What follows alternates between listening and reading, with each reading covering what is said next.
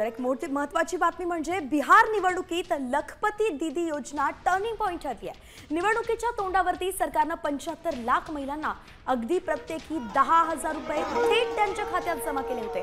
सुमारे 1.5 कोटी महिलांना कोणत्याही परतफेडीच्या बंधनाशिवाय 10,000ची आर्थिक मदत मिळाली आहे आणि एनडीए सरकारच्या याच योजनेने विरोधकांचा गेम केलाय। बिहारमध्ये महिलांनी एनडीएला घरघोस मतदान केलंय आणि तेच आता समोर आलंय। एकंदरीत पाहायचं तर महाराष्ट्राच्या विधानसभेमध्ये जे चित्र पाहायला मिळालं तोच फॅक्टर तोच मुद्दा बिहारमध्येही चाललाय, तो म्हणजेच लाडक्या बहिणींचा।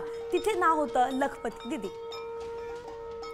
तर बिहारमध्ये एनडीए आघाडीला कोणत्या मुद्द्यांचा फायदा झालाय जरा सविस्तर नजर टाकूया। लाडक्या बहिणींना 10,000 रुपये, 125 युनिट पर्यंत मोफत वीज हा एक मुद्दा होता।